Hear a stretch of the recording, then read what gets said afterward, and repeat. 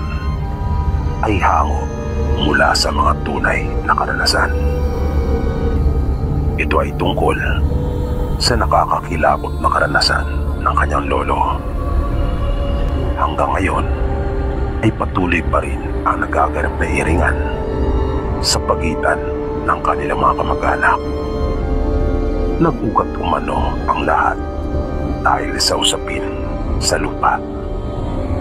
Ang tiyuhin kasi ng kanyang lolo Berting ay may masamang ugali. Bali kapatid ito ng ama ni Lolo Berting at may pagkakahaman ito. Matapos mamatay ang kanilang mga magulang ay pinarte nilang dalawa ang lupa pagkat sila lang naman ang tanging tagapagmana. Pero nais pang kunin pati ang bahagi ng lupa na minana ng tatay ni Lolo Berting. At dito na nga nag-umpisa ang hindi magandang relasyon sa pagitan ng kanilang pamilya. Umabot pa hanggang sa korte ang kanilang usapin at naipanalo naman ng pamilya nila Lolo Berting ang kaso. Pero dahil doon ay mas lalo pang naging desidido ang tiyuhin niyang si Kadyo na mapa sa kanya ang lupa nila Lolo Berting. Noong mga panahong iyon ay 18 anyos na si Lolo Berting at saksi siya sa kasamaan ng kanyang tiyuhin. Minsan ay sumugod sa bahay nila ang kanyang tiyuhin kasama ang mga anak na lalaki nito. Hindi sila lumabas ng bahay pero armado din sila ng mga itak. Dalawa lang sila Lolo Berting na lalaki sa kanilang pamilya at argabyado talaga pagdating sa bilang. Kaya minarapat nilang wag na lang lumabas. Pero lalaban sila kung kinakailangan. Iniisip din nila noong mga pagkakataon na iyon na kahit paano ay kadugo pa rin nila ang mga ito. Ngunit kung papasukin na sila ng mga ito sa kanilang pamamahay, ay mapipilitan na silang lumaban at ipagtanggol ang kanilang mga sarili. 3 ang kapatid ni Lolo Berting at puro sila mga babae. Rinig na rinig ni Lolo Berting yung mga pagmumura at masasakit na salitang binibitiwan ng mga kaanak nila. Kung siya nga lang ang masusunod, ay lalabasin na sana niya ang mga ito upang matapos na. Pero ayaw pumayag ng kanyang ama't ina, pati na ng kanyang mga kapatid na babae. Ang masaklap, gumamit ng ibang paraan ang mga ito na makalipas lamang ang halos 2 buwan ay biglaan na lang nagkasakit ang kanilang ama na si Mang Erning. Napapasigaw pa ito sa sobrang sakit tuwing sasapit ang 6:00 ng gabi at gayon din tuwing maghahating gabi. Nang kanila itong ipatingin sa manggagamot ay nalaman nilang kinukulam na pala ang kanilang ama. Matinding sakit ang nararamdaman nito sa kanyang sikmura na kalaunan ay nalaman nilang nilagyan na pala ito ng kung ano-anong bagay na nakuha naman ng manggagamot. Inaabot din ng ilang buwan bago tuluyang gumaling ang tatay nila na si Mang Erning. Pero hindi pa rin tumigil ang kanyang kapatid. Matindi ang galit nito sa kanya dahil hindi na raw nirespeto ang pagiging mas panganay niya at sinusuway siya na pinangangatwiranan naman ni Mang Erning. Nasusunod naman umano siya kung tama ang gustong mangyari ng kuya niya at ipinapagawa. Pero kapag mali ay hindi umano siya susunod dito. Minsan, nang magpunta ang mga magulang ni Lolo Berting sa kanilang lolo at lola na nasa ibang bayan, ay naiwan sila ng kanyang 3 kapatid na babae. Gabi na nung mga oras na iyon at pare-pareho na silang mga nakahiga nang bigla na lang kumahol ang kanilang alagang aso. Nagtaka sila kung sino ang dumating dahil nagsabi ang kanilang mga magulang na hindi uuwi nung gabing iyon at doon na sila matutulog dahil sa malayo. Nang sumilip si Lolo Berting sa bintana, ay panandalian pa muna niyang sinanay ang kanyang mga mata sa dilim. Bagaman kasi may liwanag na nagmumula sa buwan, ay medyo may kadiliman pa rin. Wala naman siyang nakita na may dumating, kaya naisip niyang marahil ay may hayop lang na kinahulan ang kanilang alaga. Pero nang babalik na siya sa kanyang higaan, ay mas naging agresibo pa yung kanilang aso. Kung kaya napasilip siyang muli at nagimbal siya sa kanyang nasaksihan. Bumulaga na sa kanya ang isang tao at kitang-kita niya kung paanong pinatay ang alaga nilang aso nang di pa niya nakikilalang tao na iyon. Mabilis niyang pinuntahan ang mga kapatid na babae sa kabilang silid at sinabing maging alerto sila pagkat mayroong nasa labas at hindi maganda ang pakay nito. Kumuha si Berting ng itak. Nabakas niya kagad ang takot sa mukha ng kanyang mga nakababatang kapatid. Maya-maya pa ay narinig na nila yung mga tinig na tila pa humahangos. Humihingal ang mga ito na parang hindi mo mawari kung malayo ang kanilang mga pinanggalingan o tila ba nag-aapura at sabik na sabik. At tuluyan na nga silang pinalot ng matinding takot nang marinig nilang umungal ang isa sa mga ito. At nakarinig din sila ng mga tunog na kakaiba. Mga may hinang tunog lamang iyon na paulit-ulit, pero nakakapagpadagdag ng takot sa kanila. Dahil alam nilang iyon ay huni ng aswang. Dahil na rin sa mga kwentong naririnig nila mula sa kanilang ama na si Mang Ernie. Ilang sandali pa ay kinakalampag na ng mga ito yung kanilang dingding maging ang harapan ng kanilang pinto. Dahilan para mag-iyakan na ang mga kapatid ni Berting. Sinusubukan na ng mga ito na pasukin sila. Buti na lang na bagaman gawa lamang sa kahoy ang kabuuan ng kanilang bahay, ay yari naman ito sa makakapal na tabla. Mabilis na kumilos si Berting. Kahit maayos pa ang kanyang tsinelas, ay agad niyang sinunog ang mga iyon doon sa kanilang lutuan. At agad na umalingasaw ang mabahong amoy ng sunog na goma. Dumakot din siya ng asin at kanya yung ibinudbod palibot sa loob ng kanilang bahay. Naalala pa niya kasi ang bilin sa kanya ng kanilang mga magulang.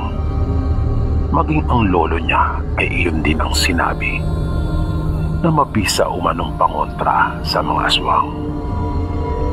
Hindi niya tinigilan ang ginawang pagsunog sa kanyang tsinelas hanggat naririnig at nararamdaman pa niya ang mga ito.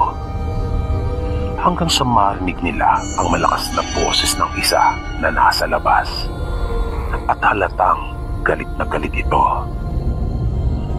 Makalipas ang ilang minuto ay napansin nilang nawala na rin ang mga aswang, kung kaya napanatag na rin sila.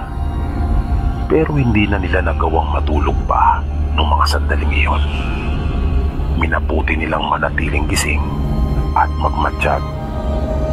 Nag-aalala kasi sila na baka bumalik pa ang mga aswang. Nang sumunod na araw, ng mga bandang pasado 9:00 na ng umaga, habang nagpapayo silang magkakapatid ng palay, ay may dumating na isa nilang panayon. Humihingal ito at nagmamadali. Parang pinagsaklupan silang magkakapatid ng langit at lupa nang ibalita nito sa kanila na pinatay ang kanilang mga magulang nang tiyuhin nilang si Kadyo kasama ng mga anak nito. Kitang-kita daw niya kung paano nilang tinambangan at pinagtataga. At hindi lang umano doon natapos iyon. Kinain pa umano ng mga ito ang ilang bahagi ng kanilang katawan bago hinila ang bangkay ng kanilang mga magulang na sa palagay niya ay dadalhin sa kanilang bahay. Mabilis na pumasok si Berting sa loob ng kanilang tahanan at nagsukpit ng itak. Pero inawat siya ni Mang Ador na kumpare ng tatay niya at matalik na kaibigan. Pinayuhan siya nito na magpunta na lang sila sa barangay at magsumbong sa kinauukulan. Sinabi nito sa kanya na mapapahamak lang rin siya kung susugod siya doon sa bahay ng kanyang tiyuhin. Nakinig naman si Berting at iyon nga ang kanilang ginawa. Sinamahan naman siya ni Mang Ador hanggang sa may dumating na ng mga pulis. Kasama mismo ng mga ito ang kanilang commander na kilala din sa kanilang bayan. Sumama sila sa kanila at nang marating nila ang bahay ng kanyang tiyuhin ay nakasaradong lahat ang pinto maging ang mga bintana. Nagsimulang tumawag at magsalita ang hepe ng mga pulis na kilala sa bansag ng Commander Galang. Tinawag niya si Kadyo at mga anak nito at pilit niyang pinapalabas. Pero nagmatigas ang mga ito. Kinumbinsi sila ng commander na sumuko na lang, pero hindi sumasagot at nanatili lamang tahimik na nasa loob ng kanilang pamamahay. Nang maubos na ang pasensya ng hepe, ay pinalaan na niya ang mga ito na kapag hindi pa lumabas ay kanila na silang pauulanan ng bala. Pero bigla silang nagulat nang biglang lumabas ang mga ito na may mga hawak ng itak at sinugod sila. Pinaputukan nila sila pero nagawa pa ring marating ang kanilang kinaroroonan at naiwas-iwas ang kanilang mga itak. Duguan kaagad ang 3 sa mga pulis. Naubos na ang mga bala sa kanilang baril na revolver ay wala pa rin bumabagsak sa mga ito. Nakakuha naman ng magandang pagkakataon si Berting at kanyang inundayan ng hawak niyang itak ang isa sa kanyang mga pinsan. Halos maputol ang kanang braso nito ng tamaan. Nagulat ang iba pa niyang mga pinsan at tiyuhin. Hinugot na rin ni Commander Galang ang dala niyang itak, habang ang mga kasama niya kahit duguan ay dumampot ng bato at pinukul ang mga ito hanggang sa sumuko na sila nang hindi na nila kayanin ang sakit ng mga batong tumatama sa kanila. At nakita pa nilang susugurin na sila nung hepe at ni Berting gamit ang matatalas nilang mga itak. Matapos na sumuko si Kadyo at mga anak nitong lalaki, ay nakita nila sa loob ng bahay ang katawan ng kanilang mga magulang na wala ng buhay. Kalunos-lunos ang sinapit ng mga ito Nung huli ay nalaman nilang sumapi pala sa isang grupo ng kulto ang kanilang mga kaanak. At pinaniniwalaan ng marami na ito ay samahan ng mga aswang. Nakita nila ang bangis ng kanilang kaanak, maging yung abilidad na taglay ng mga ito. Mayroon silang pananggalang, lalo na sa mga armas na gawa ng tao. Kung kaya nga nagkalat yung mga yuping bala sa bakura nila Kadyo. Pero naalala kasi ni Berting yung sabi ng kanyang ama at lolo, kung kaya itinaga niya muna sa lupa ang kanyang itak. Kaya tinaplan ang pinsan niya. At ganun din sa mga batong ginamit ng mga pulis. Dahil sa iyon ay kalikasan, kaya hindi sila kayang protektahan ng kanilang anting laban doon. Pinagbayaran ng mag-aama sa kulungan ang kanilang ginawa sa mga magulang ni Lolo Berting. Napabantog ang pangyayaring ito sa kanilang probinsya at kinatakutan naman ang mga miyembro ng nasabing kulto ng mga aswang.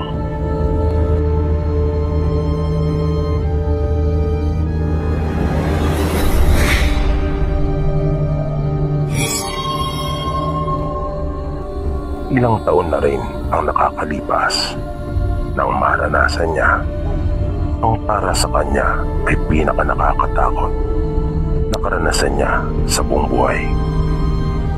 Nasa isang lalawigan sila noon sa batang katimugan ng Luzon at nagbo-board umano kasama ng pinsan niyang si Michael na isang merchandiser sa kilalang supermarket, habang siya naman ay sales lady sa isang mall na malapit sa inuupahan nila. Minsan, nang maiwan siyang nag-iisa sa kanilang boarding house dahil sa day off niya, ay nangyari yung pinaka-nakakatakot niyang karanasan. Kasalukuyan umano niyang hinuhugasan noon yung isda na kanyang iluluto para sa hapunan, nang makarinig siya ng malakas na pagkalampag sa labas ng bahay. Nasagi umano yung planggana nilang aluminum na siyang lumika ng malakas na ingay na iyon. Kaya natigilan siya at sumilip sa may bintana dahil naisip niya kaagad na baka mayroong tao. Ngunit wala siyang nakita. Medyo may kadiliman na rin kasi doon sa labas ng kanilang bahay ng mga oras na iyon. At hindi ganun kalayo yung naaabot na liwanag ng kanilang ilaw na nasa labas. Nang isasara na niya yung kurtina at babalik na sana siya sa kusina upang ipagpatuloy yung kanyang ginagawa, ay biglang may naaninagan siyang hugis ng isang tao. Kaya sinipat pa niyang mabuti iyon. Pero nanlaki ang kanyang mga mata nang malamang hindi pala iyon tao, kundi isang malaking asong lobo. Ngunit hindi umano iyon ang karaniwan, dahil sa naglalakad ng nakatayo yung nasabing aso na katulad sa tao. Kung kaya ayon pa sa kanya, mas marapat na sabihin isa iyong taong lobo. Ang haba at ang tutulis ng mga ngipin nito, na matindi rin yung paglalaway, mabalahibo at matipuno ang pangangatawan, na medyo kubain ang paraan ng paglalakad. Dahil sa kanyang nakita, ay pinalot na kaagad si Shirley ng matinding takot. At gustuhin man niyang sumigaw, ay hindi na niya nagawa pa. Kanya na lamang inabot ang trangkahan ng pinto at isinara iyong mabuti. Hindi siya makapaniwala na totoo pala yung mga ganong uri ng nilalang, na ang buong akala pa niya noon ay bawang sa mga palabas lamang makikita. Isiniksik niya ang sarili sa isang sulok sa gilid ng kanilang sopa dahil sa tindi ng kanyang kaba. Takot na takot siya noong mga sandaling iyon. Lalo na nang marinig niya yung malakas na paghinga. Naramdam niyang nasa gilid lamang ito ng bahay. Nanatili pa ang nilalang na nagpapabalik-balik sa may harapan ng kanilang bahay at sa likuran. Nanatili naman siyang tahimik at makaraan ng halos 15 minutos ay tsaka pa lang niya naramdamang umalis na iyon. Naluha na siya dahil sa tindi ng takot.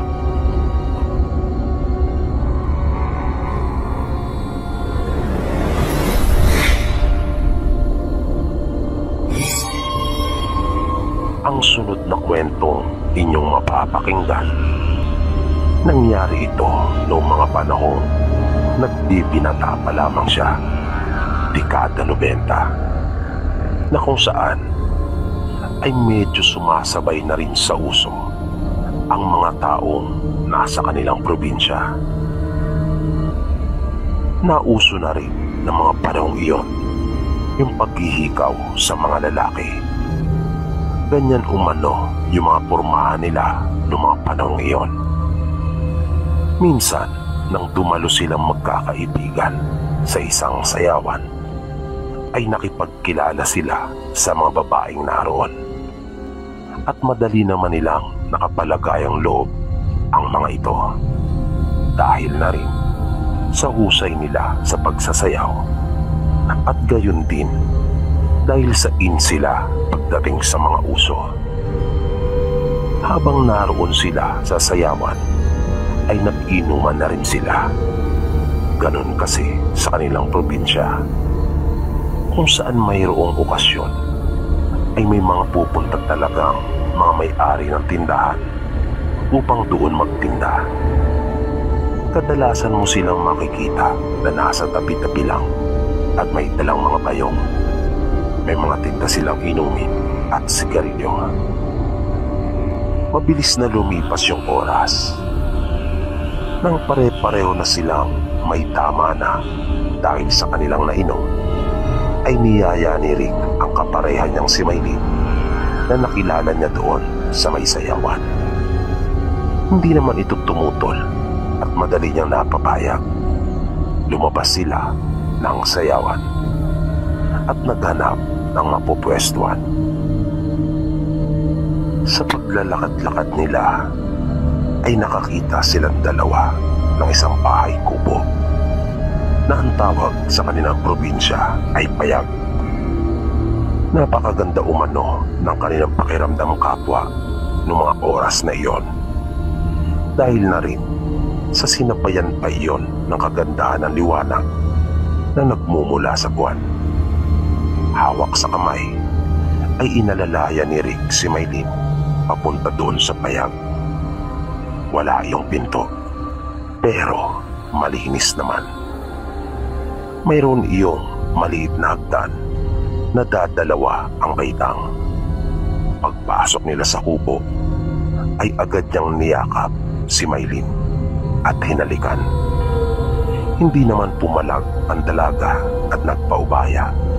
Nakalaunan nga, naramdaman na rin umano ni Rick na gumaganti na ito ng paghalik sa kanya. Hanggang sa ihiga na niya ito ng tuluyan sa sahig ng bahay kubo na iyon. Mas lalo pa umanong uminit ang mga tagpo nung nakahiga na sila.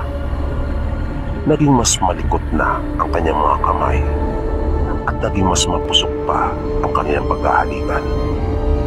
Nanguhubarin na niya ang pang-ibabang kasuotan ng dalaga, ay bigla na lamang umuga ang kabuuan ng payag.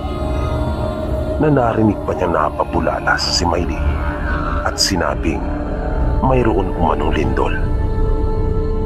Pero huli na nang malaman nilang hindi pala bunga ng lindol ang pagkakauga na iyon ng kubo, kundi dahil iyon sa isang aswang na dumapo sa bubungan mismo ng payag. Dahil tinuklap nito yung isang bahagi ng bubong ng kubo na yari lamang sa pawid. At napatayo silang pareho na nagtatakbo papalayo sa kubo. Nang makita nila yung mga mata noon na tila ba nagbabaga sa pagkapula, na tila may pagmamayabang paumanong ipinapagaspas nito ang mga malalakad na pakpak. Mga ilang dipa pa mula sa sayawan ay panay na ang sigaw nila na humihingi ng tulong. Nagbulabog yung pagsasayaw ng mga tao at ipinahinto na munang sandali nang nag-organisa ang tugtog. Mabilis silang nilapitan ng mga tanod na naroon, maging ng kanilang mga kaibigan. Sinabi naman nila kung ano nangyari at agad na pinunta ng mga ito yung kubo. Pero wala na roon yung aswang. Ngunit nakita nila yung natuklap na bahagi ng bubong. Sinabi ng mga tanod kanila rin na maaaring isa lamang kabog daw yung kanilang nakita. Ang kabog ay isang uri ng paniki sa kanilang probinsya na napakalaki. Pero sabi ni Maylin, alam nila ni Rick ang kanilang nakita at hindi iyon isang uri lang ng paniki. Hindi naman iyon mukhang paniki. May pakpak nga ito na katulad sa paniki, pero ang mukha naman daw ay sa tao. Pero may kaunti lamang daw pagkakaiba, tulad sa ngipin, ilong at tenga. Lalong-lalo na umano pagdating sa mata, dahil sa iyon ay namumula. Nagpatuloy yung sayawan nung gabing iyon. Minabuti naman ni Larry at ng kanyang mga kaibigan na wag na munang umuwi at doon na lang magpaumaga.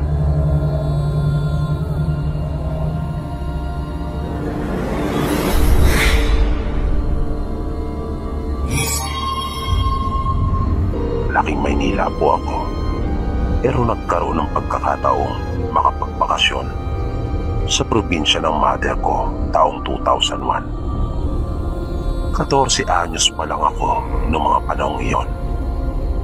Isang araw, nung naandun na kami sa probinsya, ay may dumating silang kamag-anak at ipinalita ang tungkol sa pagkamatay ng isa sa pinsan ni Mama.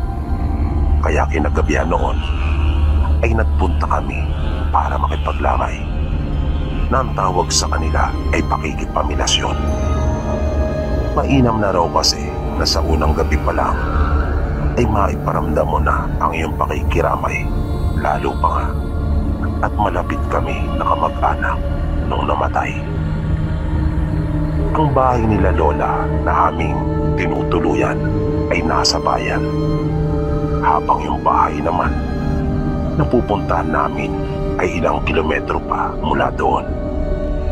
At ang isa pang hindi ko nagustuhan ay malayo pala ang aming lalakarin, dahil yung tricycle na service namin ay hanggang doon lang sa tulay, dahil sa hindi makakakyat pagkat bundok umano at mataas. Pero dati ay nagagawa naman daw umakyat ng mga sasakyan doon. Yun nga lang ay nasira umano ang daan at hindi pa naisasaayos muli. Medyo tatalo na po ako doon sa pinaka-climax ng kwento ko. Gusto ko lang kasi ibahagi ito dahil parang iba yung aswang na nakita ko doon sa Lamay kumpara sa mga naririnig ko sa mga horror channels katulad ng sa inyo. Habang naroon po kasi kami nila Mama kasama ng ibang mga kamag-anak namin na nakikipagkwentuhan doon sa pamilya nung namatay, ay bigla na lang may sumigaw na isang babae ang napakalakas, na dahil doon ay naagaw talagang lahat ng atensyon namin. at napatingin doon sa pinanggalingan ng malakas na pagsigaw na iyon. Mabilis na nagtakbuhan ang mga tao papunta doon. At nang makiusyoso din kami nila mama, ay nakita ko ang isang lalaki animoy naligo ng mantika. Sa unang tingin nga ay aakalain mo isa lang itong baliw dahil na rin sa kanyang ayos. Pero sabi nila ay isa raw iyong aswang na ang pakay ay yung katawan nung namatay. Ang nakita ko ay isang tao na yun nga para lang itong baliw na walang saplot na anuman sa kanyang katawan. Magulo ang kanyang buhok pero hindi naman mapula ang kanyang mga mata at hindi rin mahaba at matutulis ang kanyang mga kuko. Normal lang rin ang kanyang mga ngipin. Pero ang itsura niya ay masasabi mo may kakaiba nga sa kanya. Malamlam ang kanyang mga mata na nangingipim ang palibot ng mga iyon. Pero ang pinaka ipinagtataka ko at marahil nang halos lahat na rin na naroon ng mga oras na iyon ay kung paanong nagawa nitong makatakas sa mga lalaking umahawak sa kanya, na ang sabi pa nila ay bigla na lang raw itong nawala, na ang dalawa sa mga lalaking nakahawak sa braso nito ay ipinakita pa sa amin ang dalawang sanga na hawak nila, na tanging iyon na lang raw ang nakita nilang hawak-hawak matapos na maglaho yung lalaki.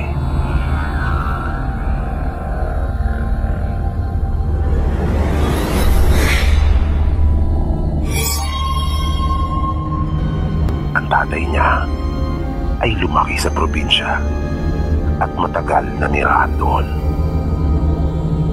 Bali 5 silang magkakapatid at ang kanyang ama ang pangalawa sa kanila. May edad na ngayon ang tatay niya pagkat ipinanganak ito taong 1950. Nung mga panahon na iyon ay bihira pa sa kanilang mga naninirahan doon ang nagpapamaynila. Kaya naroon halos ang lahat nilang kamag-anak. Nagkaroon kasi talaga ang pamilya ng tatay ni Melvin simula pa sa kanyang mga ninuno. Minsan, habang abala sila na nagtatrabaho doon sa kanilang bukid bilang paghahanda sa gagawin nilang pagtatanim sa bahagi ng lupa na kanilang pagmamayari, ay may dumaan na isang grupo ng mga tao. Binubuo ito ng magkakaibang edad ng mga tao. Mayroong mga bata at mayroon din namang mga matatanda. Napansin nilang mga mag-anak ito dahil doon ay pansamantala silang tumigil sa kanilang mga ginagawa at pinagmasdan ang mga tao nagdaraan. Sa itsura pa lang ng mga ito ay agad na nilang naisip na nilisan ng mga ito ang kanilang mga tirahan. Pero kung saan galing ang mga taong ito ay iyon ang hindi malinaw sa kanila. Nakita nilang paminsan-minsan ay sumusulyap din ang mga ito sa kanila, na ang ilan sa mga kababaihang kabilang sa kapulungan ng mga taong iyon ay may mga kargapang sanggol.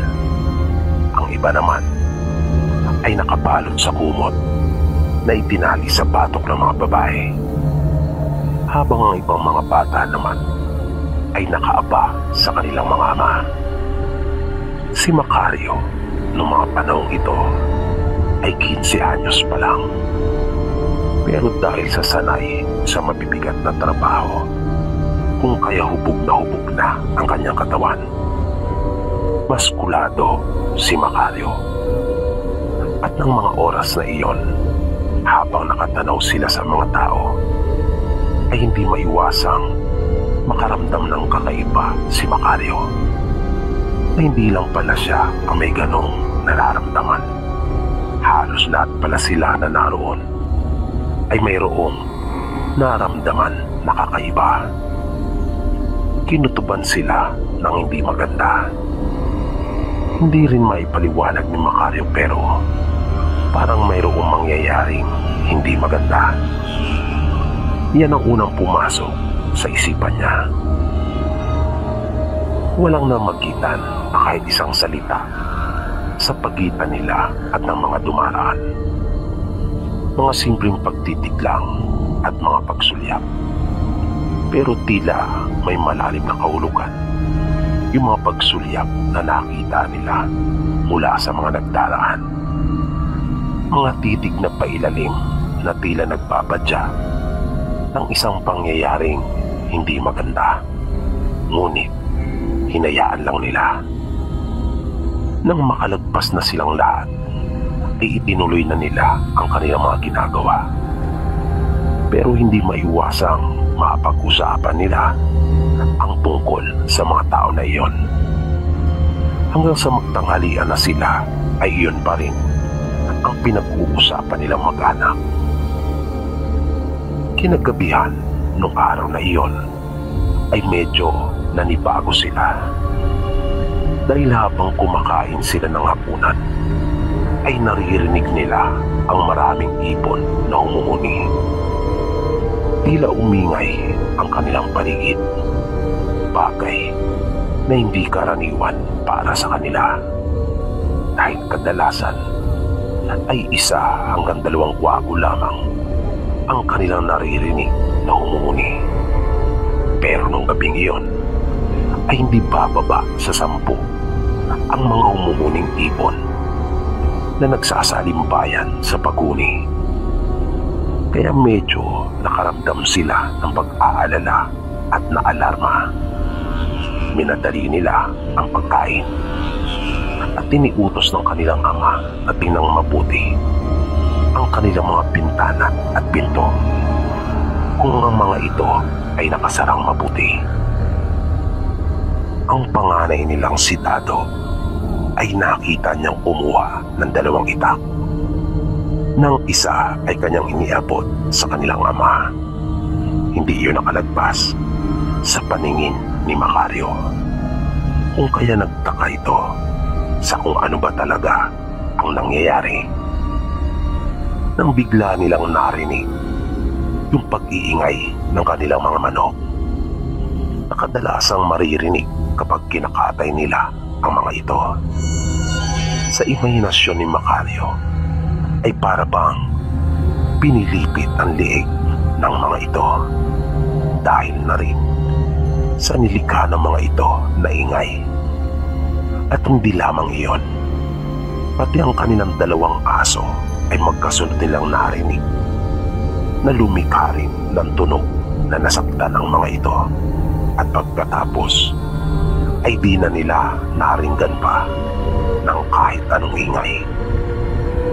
Nung pagkakataong iyon ay inutusan na ng kanilang ama ang kanilang ina na pumasok na sa silid kasama ang kanilang 3 nakababatang kapatid.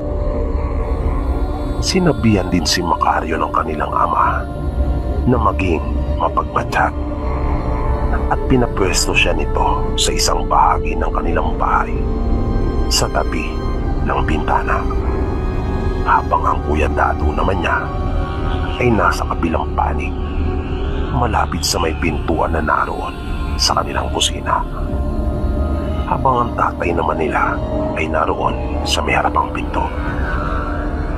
Di malinaw kay Macario kung ano nangyayari noong mga oras na iyon, pero abot-abot na rin ang kaba na kanyang nararamdaman dahil sa ikinikilos ng kanyang kuya at ama. Kaya tumayo si Macario mula sa kanyang pinupwestuhan at kumuha ng patalim. Ang kanyang nakuha ay yung sanggot na ginagamit ng kanyang ama sa pagtutuba, na bagaman maiksi iyon ay napakatalas naman. Nagpatuloy yung ingay na naririnig nila sa labas, na nung huli ay nakakarinig pa sila ng paminsan-minsang mga tunog ng mababangis na hayop. Lumipas pa ang ilang oras. Nanatili lang sila na nag-aantabay sa kani-kanilang pwesto at nakikiramdam na mabuti. Hanggang sa napansin nilang humupa na at nawala na yung mga ingay. Nakita ni Macario na sumilip sandali ang kanyang ama sa labas at pagkatapos ay inutusan silang kunin ang mga lamparang ilawan at sumunod sa kanya. Paglabas nila ng bahay ay agad nitong pinuntahan yung mga puno na malapit roon kung saan dumadapo ang kanilang mga manok tuwing sasapit ang gabi. Wala na silang inabutan ni isa sa mga ito. Tanging ang naroon na lamang ay yung mga balahibong nagkalat. Maging ang kanilang mga aso ay wala na ring pareho. Ang nakita na lamang nila ay yung mga dugo at bakas ng pagkakahila sa mga ito sa lupa. Habang nakikita ni Macario ang mga bagay na iyon, ay naramdaman niyang nangapal na bigla ang kanyang buong ulo at parang nagtayuan ang kanyang mga buhok dahil sa tindi ng takot. Noon pa lang kasi sila nakasaksi ng ganong pangyayari. Nang magsalita ang kanilang ama, ay may galit sa tinig nito. Bunga na rin ng pagkakalimas sa mga alaga nilang manok at aso. Kinaumagahan, habang magkakaharap sila na nasa pagkainan, habang kumakain ng agahan, ay pansin ni Macario ang pananamlay ng kanilang ama. Pero nalaman nila mula dito na hindi naman pala talaga ang ukol sa kanilang mga alagang hayop ang ipinag-aalala nito, kundi ang kaligtasan nilang mag-anak. Nang magtanong ang nanay nila kung bakit, ay sinabi nitong malakas ang kanyang kutob na mga aswang ang may gawa noon. Kung kaya hindi umanong malayo na baka sa susunod na umatake ang mga ito, ay sila na mismo ang puntiryahin. Kaya nasa panganib umano ang kanilang mga buhay. Maya-maya ay biglang may dumating. Narinig nilang tumatawag ang nakatatandang kapatid ng tatay nila, ang kanilang Tiyo Iging. Pagkapasok nito ay agad na nagtanong kung kanila na raw bang nabalitaan yung nangyari. Pagpapatuloy nito, natagpuan umano yung baka ng kanilang pinsan na patay at nakahandusay sa parang. At halos wala umanong natira dito. Kaya napatayong agad ang tatay nila Macario at nagpasama sa kanila upang puntahan ang kanilang kaisa-isang alagang kalabaw na isinusuga nila malapit sa lupang kanilang pagtatamnan. Pagdating nila doon, ay tila napulutan naman ng tinik ang kanilang ama nang makitang naroon ito at hindi naman napaano. Kaya kanila nang kinuha ito at iniuwi sa bahay. Pagdating nila doon, ay napag-usapan nila magkapatid ang tungkol sa kung paano nila mapoprotektahan ang kanilang mga mag-anak laban sa pinaniniwalaan nilang aswang na umaatake. Napagkasunduan nila na maglagay na lamang ng mga pangontra sa palibot ng kanilang mga bahay. Pagkat ayon sa tiyuhin ni Macario, ay wala naman silang ibang paraan na maaaring magawa noong mga panahong iyon.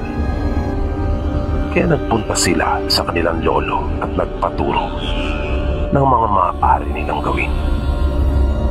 Isa sa mga ibinahagi sa kanila ay yung paglalagay ng mga pinatulis na kawayan sa palibot ng kanilang bahay.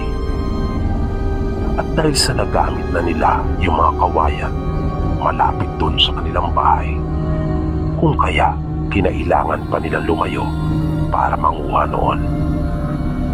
Bali 4 silang lahat na nagpunta, kasama ang nakatatandang kapatid ng kanilang ama. Nang nasa kalagitnaan na sila ng kanilang pangunguha ng kawayan, ay bigla silang may naramdaman. Napapulalas kaagad ang kanilang tiyuhin. At nasabing hindi lamang sila ang naroon sa lugar. Kaya tumigil muna silang sandali at nakiramdam. Naupo rin silang pansamantala para magkubli. Maya-maya pa ay bigla nilang namataan ang isang napakalaking baboy ramo. Sumisingap-singap pa ito sa hangin na tila ba may hinahanap gamit ang kanyang pangamoy. Nang biglang tumayo ang tiyuhin nila Macario at walang kaabog-abog nitong sinipat ang nasabing baboy ramo. Nang hawak nitong bagakay na pinatulis na. Nagulat naman ang baboy ramo nang tamaan ito at agad na napatakbo. Mabilis yung hinapol ng kanilang tiyuhin, kung kaya sumunod na rin silang lahat. Habang sinusundan nila iyon, ay napansin nila ang mga bahid ng dugo na naroon sa mga damo at lupa. Mabilis silang tumakbo. Pero mabilis din yung baboy ramo na mahigit 5 tipa ang layo mula sa kanila. Hanggang sa napahinto silang bigla nang makita nila sa kanilang harapan ang bukana ng isang yungin. Hindi sila makapaniwala sa kanilang nakita. Nasa harapan na sila ng isang kuweba at doon nakita ng kanilang tiyuhin na pumasok yung baboy ramo. Kinabahan silang bigla pagkat tila alam na nila kung nasaan sila. Agad na nagsalita ang kuya ni Macario at nagyaya na itong umalis. Sinabi nitong baka doon nanunuluyan yung mga aswang, na ang kanyang tinutukoy ay yung mga bakwit na kanilang nakita nung minsang nasa bukid sila. Sa pag-aalala na baka nga tama si Dado, ay mabilis nilang nilagyan ng mga sanga at tuyong dahon ang bukana ng kuweba at agad na sinindihan. Naglagablab ang apoy at pumailan lang na kaagad ang makapal na usok. Hindi pa nakontento ang nakatatandang kapatid ng kanilang ama. Nagpatuloy pa ito sa pangunguha ng mga maaaring masunog at maigatong sa apoy. Naisip daw kasi nito na magandang pagkakataon na rin iyon ang puksain na ang mga ito habang araw pa, pagkat naniniwala silang malakas ang mga ito kapag gabi. Kumuha ang kanilang ama at tiyuhin ng mahabang kahoy na may nakapahalang na sanga at siyang ginamit na panulak sa naglalagablab na apoy. Habang sila Macario naman ang siyang patuloy na nanguha ng mga may gagatong roon. Kaya unti-unti ay pumasok sila sa makipot na daanan ng kuweba hanggang sa mas lumalim pa sila. At napag-alaman nga nilang tama si Dado, pagkat narinig na nila ang mga sigawan sa loob. Nakarinig sila ng mga pagmamakaawa at tinig na inuubo. Nagsimula na rin mag-iyakan ang mga bata dahil doon, kung kaya nakaramdam naman sila ng habag. Kanilang inapula na mag-aama ang apoy. Ayaw pa sanang pumayag ng kanilang tiyuhin, pero Nagmatigas ang tatay nila Macario. At nang sabihin nito na paano kung balikan sila, ay sinabi nitong tsaka na niya aalalahanin ang tungkol sa bagay na iyon. Ang mahalaga raw sa kanya noong mga oras na iyon ay mailigtas na muna ang mga nahihirapang nasa loob ng yungib. Nagsigawan sila magkapatid pero hindi talaga nagpatinag ang ama nila Macario. Desidido ito na huwag nang ituloy ang balak nila at tulungan ang mga nasa loob. Hindi umano kaya ng kanyang konsensya, lalo pa at naririnig niya ang mga iyakan ng mga bata at yung pagmamakaawa ng mga ina. Nang ayaw pa ring tumigil ng kanyang kapatid, ay sinabi niyang kung kanilang ituloy ang masamang balak na iyon, ay mas masahol pa umano sila sa aswang. At ipinagdiinan nito sa kanyang kuya na siya at ang kanyang mga anak na si Dado at Macario ay tao. Kung kaya gagawin umano nila kung ano ang marapat na gawin ng isang tao. Wala nang nagawa pa ang kanyang nakatatandang kapatid. Sinabi nito sana raw ay huwag niyang pagsisihan ang kanyang kahibangan na iyon sa huli. At tumalikod na ito. Iniwan sila at nagmamadaling umalis. Nang maapula na nila ang apoy, ay natagpuan nila ang kanilang mga sarili na naroon na sa loob ng yungib. At ilang sandali lang ay kaharap na nila yung mga bakwit na kanilang nakita.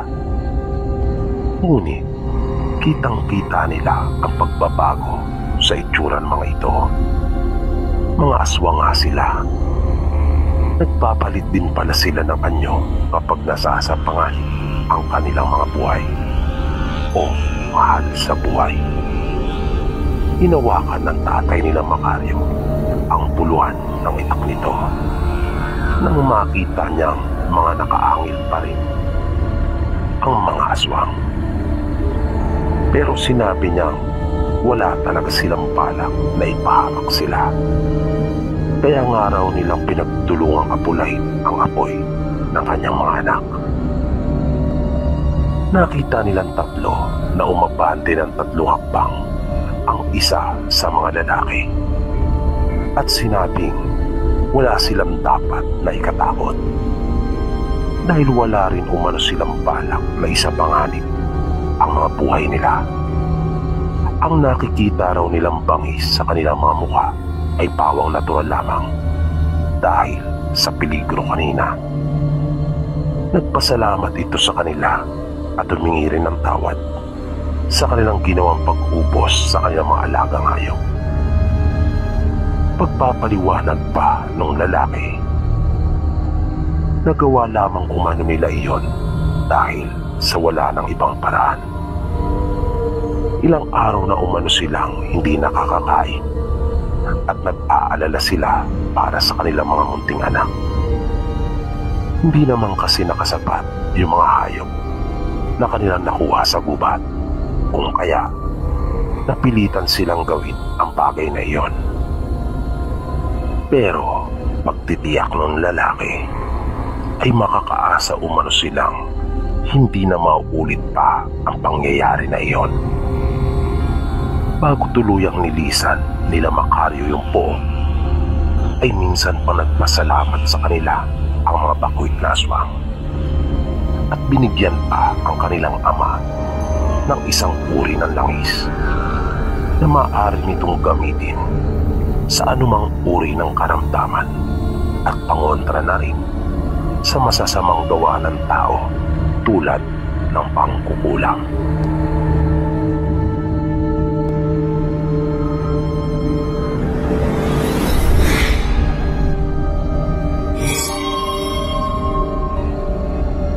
Gusto ko lang po sanang ibahagi yung naging karanasan ko.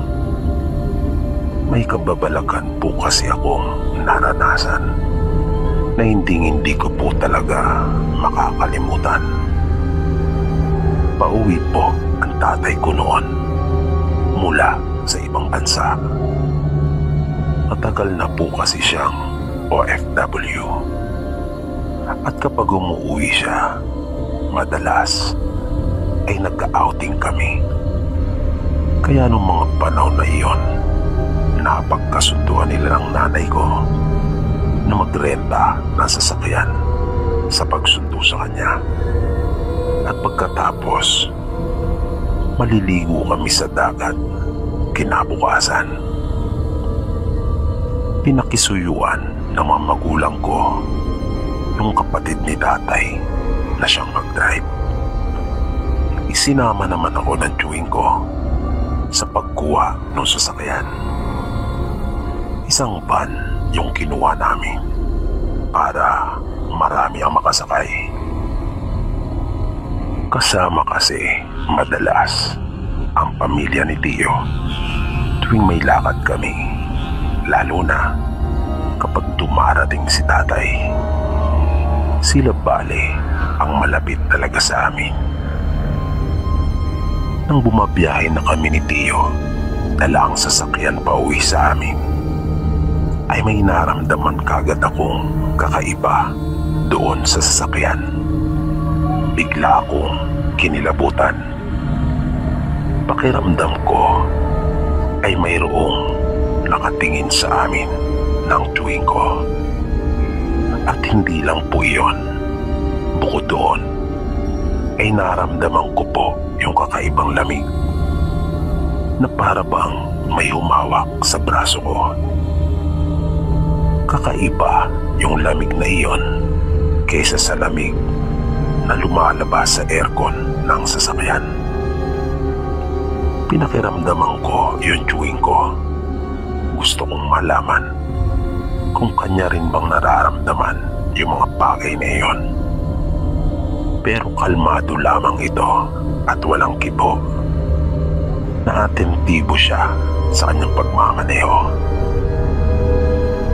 Nang dumating kami sa bahay ay gabi na, pagka alas 7 na. Pero ayos lang naman dahil sa alas 11:30 pa naman yung estimated time of arrival ni tatay. Paglabas namin ng sasakyan at nang papasok na sa bahay, ay talagang naramdaman kong parang nagtayuan yung buko sa ulo dahil sa aking nakita. Naaninagan ko na mayroong tao na naroon sa may gawing likuran ng sasakyan. Kaya nagmamadali akong sumunod sa tiyuhin ko at pumasok na ng bahay. Gusto ko na sana talagang sabihin sa kanila ang tungkol doon. Pero kahit ako kasi ay hindi makapaniwala sa aking nakita. Hindi ko iyon mabigyan ng paliwanag. Paano nagkaroon naman ng tao doon sa loob ng sasakyan? Eh wala namang ibang nakasakay doon maliban sa aming dalawa ng tiyuhin ko. Kaya may agam-agam din ako na baka refleksyon lamang iyon ng ilaw o ng kung anumang bagay na naroon na maaaring humulmalang na tao. Kaya hindi na ako nagkalakas pa ng loob na sabihin sa kanila. Naisip ko kasing baka pagtawanan lang nila ako. Madalas pa naman nila akong tinutukso na duwag at ako raw ang pinakamatatakutin sa aming pamilya. Kahit ng mga bata pa kasi kami, ay iyan na ang lagi nilang sinasabi sa akin. Napakaiyakin ko raw at laging natatakot. Lalo na yung kuya ko. Napakalakas nitong mangasar pagdating sa akin. Pagkakain namin ng tiyuhin ko ng hapunan, ay nagpasya na akong matulog na muna. para hindi ako antukin sa pagsundo namin kay tatay. Hindi ko alam kung gaano na ako katagal na nakatulog.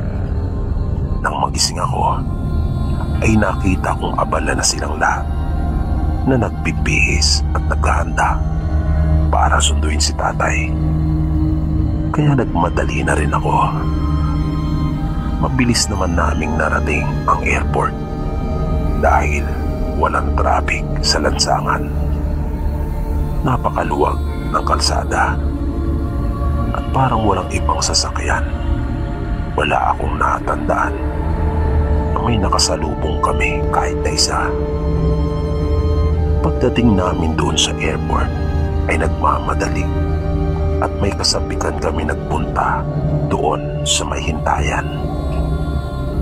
Di nagtagal ay nakita ko na kaagad si tatay na kumakaway habang naglalakad papalabas at tulak-tulak na ang isa niyang kamay yung mga bagay na nakalagay sa pushcart.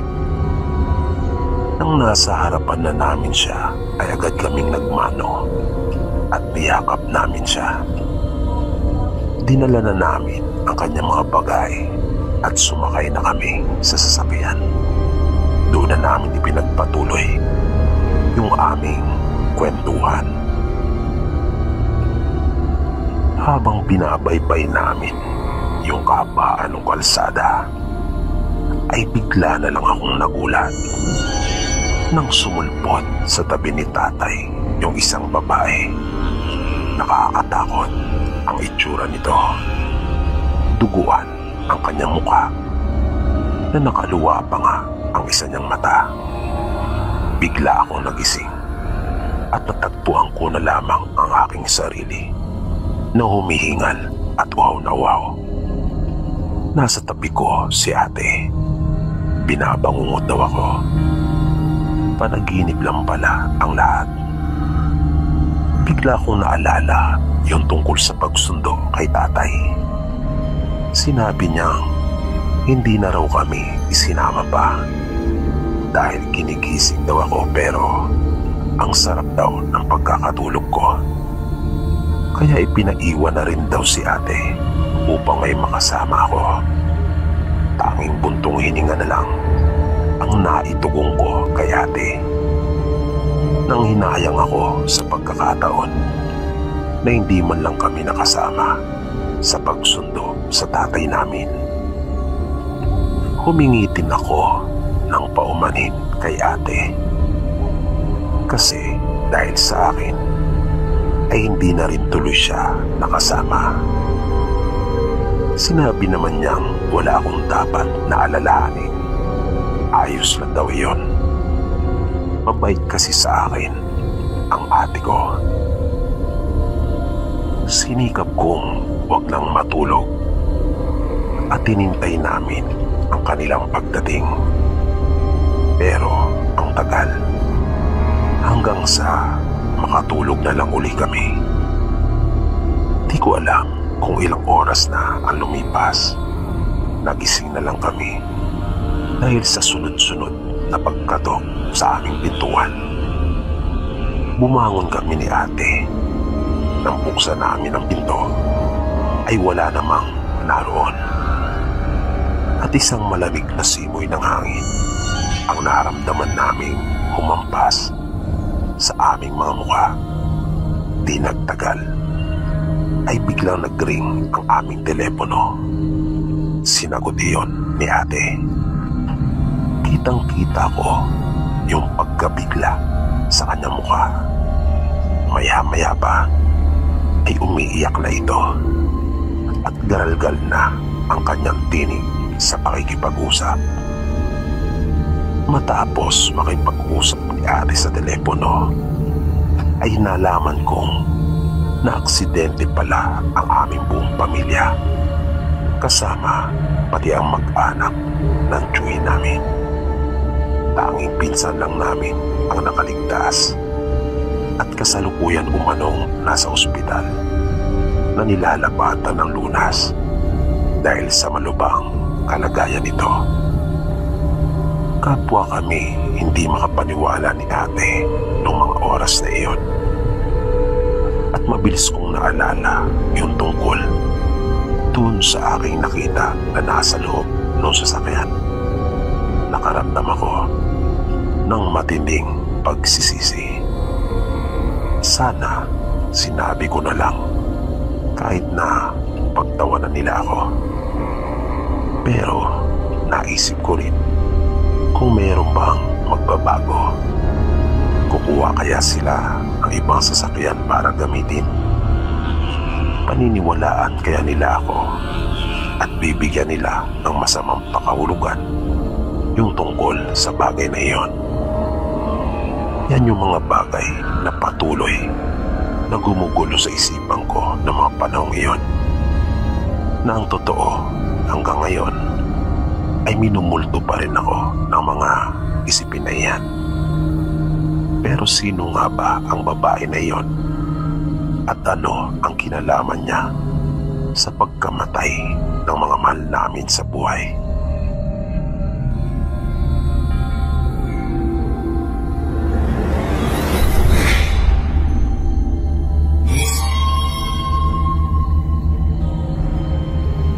Ayon sa kanya, hindi siya naniniwala sa mga kababalagan at kwentong aswang. Madalas nga ay natatawa pa siya sa tuwing makaririnig ng mga kwento ukol dito. Minsan ay nayaya siya ng kanyang mga kaibigan sa isang handaan. Pagdiriwang umano iyon ng kaarawan ni Pino. Pinsan ito ng kabarkada nilang si Bimbo. Sumama naman si Riley dahil sa madalas naman silang magkakasama sa mga ganong uri ng lakaran. Kaya walang-wala sa isip niya na may magaganap palang hindi maganda na maglalagay sa buhay niya sa panganib. Mga taga Fairview sila at ang pinunta nila ay sa San Pablo, kung kaya napakalayo noon mula sa kanila. Wala namang napansin na kakaiba si Riley noong unang dumating sila doon. Sabi pa niya ay normal lang naman ang lahat. Inabutan na sila doon ng gabi dahil sa napasarap na sila sa pakikipag-inuman. Nakapwesto sila noon sa labas ng bahay at tanging sila na lang ang naroroon. Ang ate naman ni Pino ay kasalukuyan na noong natutulog. Tanging silang dalawa lang ang nasa bahay nila dahil pareho nagtatrabaho sa ibang bansa ang kanilang mga magulang. May kalahating taon na. Nang lumalalim na ang gabi, ay nagpasya na silang doon na matulog at bukas na lang umuwi. Nang maghahating gabi na, ay nagsimula ng mag-ingay ang mga aso sa paligid. Nagsalita ang pinsan ng kanilang kaibigan na si Pino at sinabing pumasok na raw sila sa loob dahil sa hindi umano maganda ang ipinapahiwatig na ingay na iyon ng mga aso. Kaya natigilan ang kanyang mga kaibigan at napatitig sa pinsan ni Bimbo. Tinanong pa ito ng isa sa kanilang kaibigan kung bakit.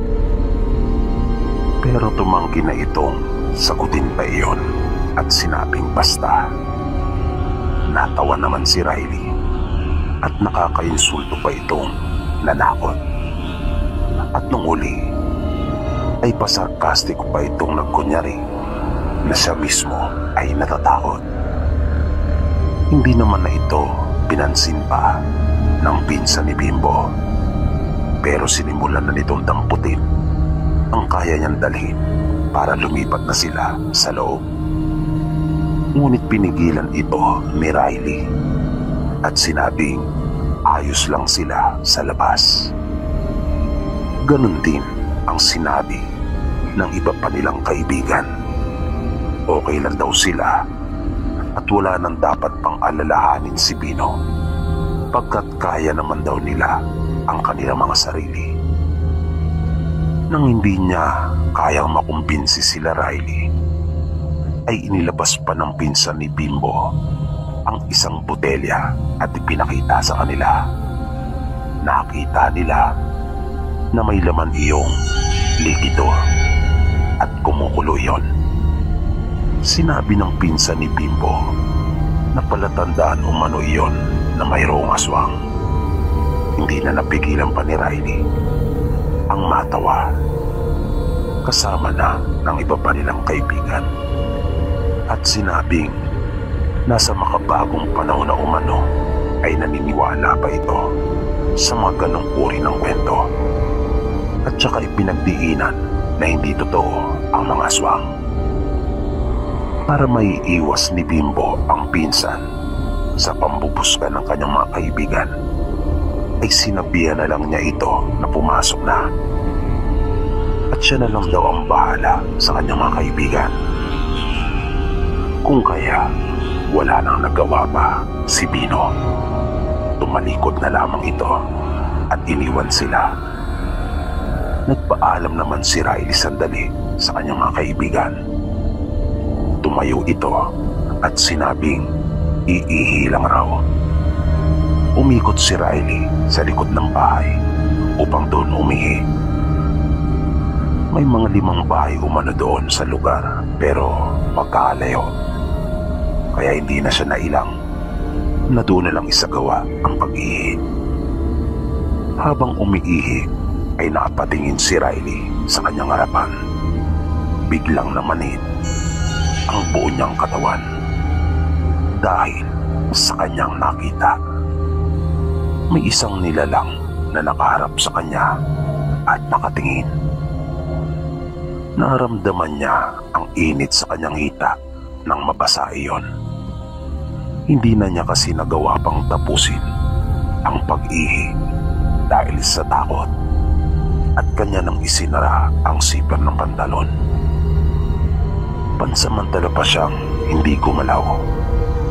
Naisip niya kasi baka lalo lang siya itong sunggaban. Kaya naghintay siya ng tamang pagkakataon at bumuelo. Kitang-kita niya kung paanong gumalaw ang makapal na buhok ng babae. Nagtayuan iyon na animoy may sariling buhay. Sabi pa niya, naalala niya si Medusa. Ang kaibahan nga lang ay mga ahas ang pinakabuhok nito na nasa kanyang ulo. At bigla na lang umanong umalingasaw ang nakakasulasok na amoy. At bigla na lang rin kumilos yung babae na akma na siyang susunggaban. Kaya napasigaw siya ng ubod lakas at napatakbo.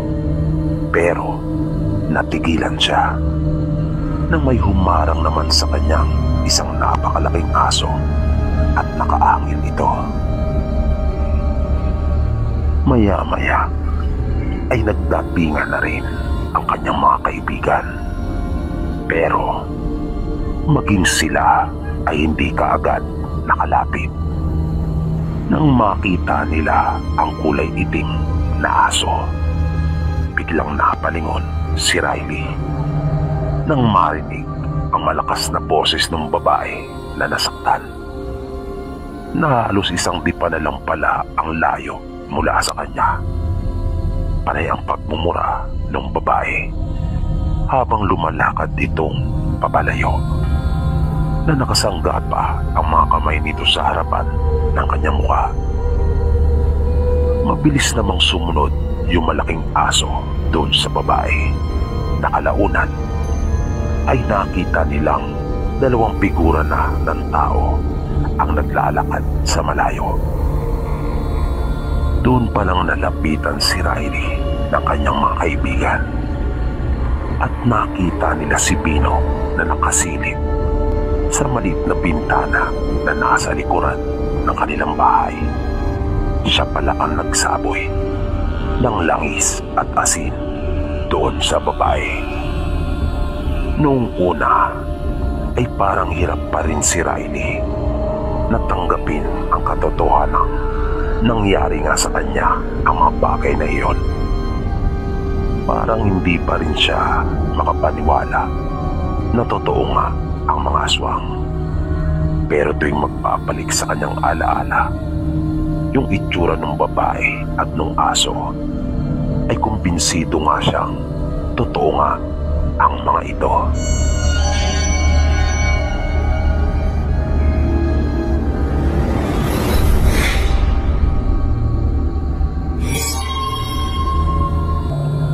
Magbabahagi lang rin po ako ng aking karanasan. Taong 2007 po ito nangyari. Bali na isama po ako ng aking pinsan sa dipo ng isa niyang kaibigan. Malapit po kasi sa akin ang pinsan kong si Maribik, at madalas na ipinagkakatiwala siya sa akin ng kanyang mga magulang. Tulad na nga lang ng pagkakataon na iyon, nagagabihin ang pinsan ko sa pag-uwi. Nang dumating kami doon ay natuwa naman ako dahil sa pinagandaang talaga yung selebrasyon na iyon. May sinasabi din kasi sa buhay yung kaibigan niya.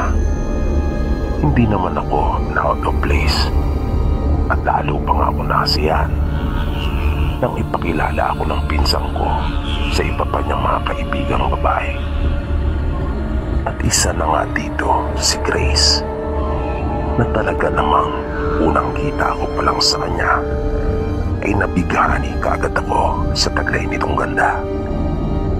Pakiramdam ko pa nga nung mga oras na iyon ay parang katulad sa pelikula na nag-slow mo ang lahat habang nakita ko siyang naglalakad. Lalo na nung makadaupang palad ko siya nang ipakilala sa akin ng pinsan ko. Nung una ay nahihiya ako dahil tulad ng celebrant ay mayaman din ito. Katunayan ay may sarili pa itong sasakyan at siya mismo ang nagmamaneho. Kaya naisip kong baka suplada ito o di kaya naman ay mata pobre at baka hindi ako pansinin. Pero maling-mali ako sa aking mga iniisip. Dahil nang maupo ito katabi ko sa mesa namin, ay nakipagkwentuhan ito na siya pa mismo ang nauna. Mabait pala ito na lalong nakadagdag sa kanyang pagkatao. Kaya nasabi kong maswerte ang magiging karelasyon nito dahil sa maganda na ay mabait pa. Nung gabing iyon ay hindi na ako umalis pa sa tabi ni Grace. Naging komportable na rin kami sa isa't isa hanggang sa mapadako ang usapan namin tungkol sa mga personal naming buhay. Nalaman kong kaedad ko pala ito, 20 years old na, at may malaki pala itong problema pagdating sa kanyang pamilya. Nanganganib umano maghiwalay ang kanyang mga magulang dahil sa may ibang kinalolokohan ang father niya. Idagdag pa, nakaka-break up lang nila ng kanyang boyfriend. Nakatulad ng tatay niya ay ipinagpalit din siya sa ibang babae. Nakita kong nangilid ang luha sa kanyang mga mata at di nagtagal ay tuluyan na nga iyong pumatak. Inaluko siya at sinabing magiging maayos din ang lahat. Sinabi ko pa sa kanyang hindi naman iyon ang katapusan ng mundo. Tungkol naman sa boyfriend niya ay sinabi kong hindi si Grace ang nawalan, kundi yung damuho na yon. Wala na siyang makikitang katulad mo, sabi ko pa, dahil nag-iisa ka lang sa mundo. Nakita kong umiti siya at nagpasalamat ito sa akin. Di ko alam kung bakit parang biglang lumakas ang loob ko ng mga oras na iyon. dahil na rin siguro sa aming nainom. Sabi ko kay Grace kung sa akin nangyari yon, na nagkaroon ako ng pagkakataon, ay hindi ko na siya pakakawalan pa. Nakita kong biglang sumeryoso ang kanyang mukha, na nakatitig lang siya sa akin. Kung kaya kinabahan ako. Akala ko kasi ay hindi niya nagustuhan ang mga sinabi ko. Akala ko ay may nasabi akong masama. Pero bigla niya akong tinanong kung sigurado raw ba ako. Totoo ba raw yung mga sinabi ko? Biglang naramdaman ko na parang lumukso sa tuwa yung puso ko. Iba ang pakiramdam ng mga oras na iyon. Parang ang tagal-tagal na naming magkakilala. At lalo akong nagulat nang bigla niyang hawakan ang kamay ko at binanggit ang buong pangalan. At sinabi niyang binibigyan na niya umano ako ng pagkakataon. Mahalin ko raw siya at huwag ko siyang sasaktan. Parang hindi kaagad nag-sink in sa isipan ko yung kanyang mga sinabi. Parang hindi talaga ako makapaniwala noong mga sandaling iyon. Isang napakagandang babae na mala-artistahin at mayaman pa. Iibig sa katulad kong simple lang at wala namang ibang maipagmamalaki maliban sa katapatan ko. Kaya sinabi ko sa kanya na baka dala lang iyon ng kanyang nainom. Sinabi ko sa kanya na baka lasing lang siya. Mabilis itong sumagot at sinabing hindi. Dahil naramdaman daw niya na totoo akong tao. Totoo raw yung mga lumabas sa bibig ko. Kaya masayang masaya raw siya at nagbiro pa siya na hindi ko nagustuhan at akin siyang sinuway. Sinabi niya basta masayang masaya raw siya dahil sa natagpuan na niya yung taong hinahanap niya. Isang tao na magmamahal sa kanya ng totoo at papahalagaan siya. Kung masaya si Grace noong mga oras na iyon, ako naman ang pakiramdam ko ay parang nasa langit na. Dahil din sa sobra kong kasiyahan. Kung ano-ano na nga ang pumapasok sa isipan ko at halos lahat ay tungkol sa pagpapamilya. Ewan ko, hindi ko rin maintindihan. Kasi sabi ko sa aking sarili noong mga sandaling iyon ay siya nang talaga. Hanggang sa narinig ko na nag-ring ang kanyang telepono. Nang sagutin niya ay biglang napawi yung ngiti sa labi niya. Yung kaninang masaya niyang aura ay biglang naglaho at napalitan na kaagad ng lungkot. Nang matapos siya sa pakikipag-usap, ay sinabi niyang tumawag ang nanay niya at pinapauwi siya kaagad. Dahil naroon daw ang tatay niya at nag-iimpake na. Lalayas na raw ito ng tuluyan mula sa kanilang bahay. Mag-aalas 10 na ng mga oras na iyon. Nagpaalam siya sa akin at nagpasalamat. Lumapit din ang iba pa niyang mga kaibigan, pati ang pinsang ko, maging yung birthday celebrant. At matapos magbeso-beso ay lumabas na ito. Pero muli niyang ipinaalaala yung tungkol sa napag-usapan namin at sinabing kami na sa akin na raw ngayon yung pagkakataon na pinapangarap ko kanina. Nangiti naman ako dahil sa kanyang mga sinabing iyon. Inihatid ko siya hanggang sa makasakay ng kanyang sasakyan.